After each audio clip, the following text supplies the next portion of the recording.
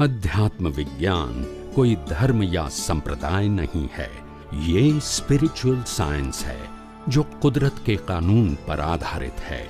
ये विज्ञान पूरे ब्रह्मांड के सभी रहस्यों को उजागर करता है और जीवन के सभी पहलुओं को समझने के लिए एक नई दृष्टि देता है। इसी को आर्ट ऑफ विजन कहते हैं, दुनिया को देखने की एक नई दृष्टि, जो अध्यात्म विज्ञानी परम पूज्य स्वामी श्री कमलेशानंद जी के निर्देशन में सनातन सत्य का अनुसंधान कर हमारे जीवन को प्रकाशित करे। जय सच्चिदानंद। આટલું જ જાણવાનું છે। તમે કયો ધર્મ પાળો છો, તમે કયા ક્રિયાકાંડ કરો છો, તમારા ભગવાનનું નામ શું છે, તમારા ગુરુનું નામ શું છે, આ બધું વ્યવહાર સત્ય છે। એને સનાતન સત્ય સાથે કોઈ લેવા દેવા નથી। Only your individual belief. તમે જેને ભગવાન માનો છો એને અબજો લોકો ભગવાન નથી માનતા। શું કીધું? એ ઇન્ડિવિડ્યુઅલ બિલીફ છે, બધાની બિલીફ કેવી છે? અલગ અલગ। તો આ જગતની અંદર ભગવાન એ યુનિવર્સલ ટ્રુથ હશે કે બિલીફ રૂપે હશે? વાસ્તવમાં ભગવાન એ યુનિવર્સલ ટ્રુથ હશે કે માત્ર બિલીફ હશે? યુનિવર્સલ ટ્રુથ હોય, પણ આપણે જેને ભગવાન કહીએ છીએ આપણી ઇન્ડિવિડ્યુઅલ બિલીફ છે, અને માટે આપણે ભગવાનની ફેક્ટ તરીકે નહીં જાણતા હોવાથી ભટક્યા કરીએ છીએ એની શોધ માટે। કારણ કે આપણે અત્યારે ભગવાનની બિલીફ થી માનીએ છીએ। કેવા માનીએ છીએ? હાલાકી ભગવાન બિલીફ નથી, ભગવાન તો ફેક્ટ છે, ઇટ્સ અ યુનિવર્સલ ટ્રુથ, પણ આપણી પાસે દ્રષ્ટિ નથી, ત્યાં સુધી ભટકવું પડે છે। સમજાય છે મારી વાત? God is in every creature. God is in every living being creature, either visible or invisible, but not in creation. But not in creation. Creation માં ભગવાન નથી, પણ ક્રિએચર્સ માં છે। સમજાય છે? બરોબર। પણ ભગવાન એ કયા સ્વરૂપે છે? આત્મ સ્વરૂપે, ચેતન સ્વરૂપે, સનાતન સ્વરૂપે, અવિનાશી સ્વરૂપે છે। એ ફિઝિકલ સ્વરૂપે હોઈ શકે નહીં। એટલે બધા આ જીવતા છીએ એમાં આત્મા છે જ,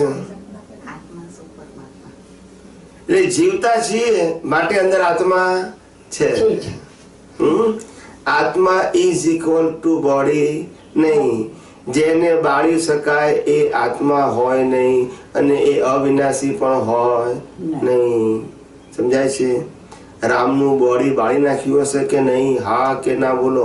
કોમન સેન્સ થી, ભલે ફિઝિકલ જોવા નથી ગયા। કૃષ્ણનું બોડી બાળ્યું હશે કે નહીં? મહાવીરનું બોડી બાળ્યું હશે કે નહીં? તો બોડી એ ભગવાન હોઈ શકે? હા કે ના બોલો? સમજી ગયા? બોડીને ભગવાન ના કહેવાય, બોડીની અંદર ભગવાન પ્રગટ થઈ શકે, કારણ કે છે માટે પ્રગટ થાય। સમજાય છે? જ્ઞાન છે તો પ્રગટ થાય, અજ્ઞાન હોય તો ઢંકાયેલા રહે।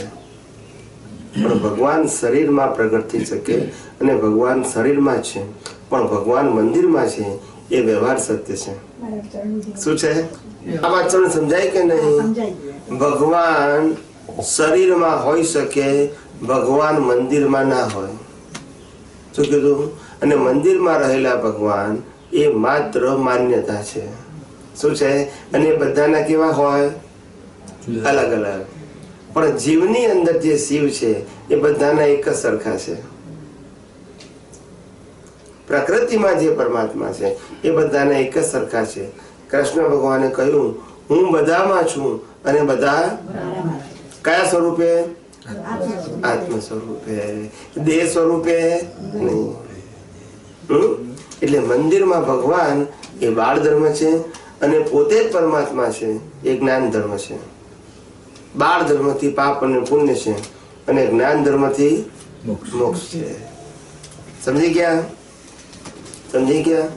એવી રીતે તમને રાતના 12 વાગે ઊંઘમાંથી ઉઠીને પૂછે કે આ પંખો ચાલે છે તો કરંટ છે કે નહીં? તમે શું બોલશો? છે, કારણ કે ફરે છે। એવી રીતે તમને રાતના 12 વાગે કોઈ પૂછે કે આ માણસમાં આત્મા છે કે નહીં, તો તમે શું કહેશો? કારણ કે શ્વાસ સમજી ગયા. પણ મળદામાં પૂછે તો સમજી ગયા મારી વાત?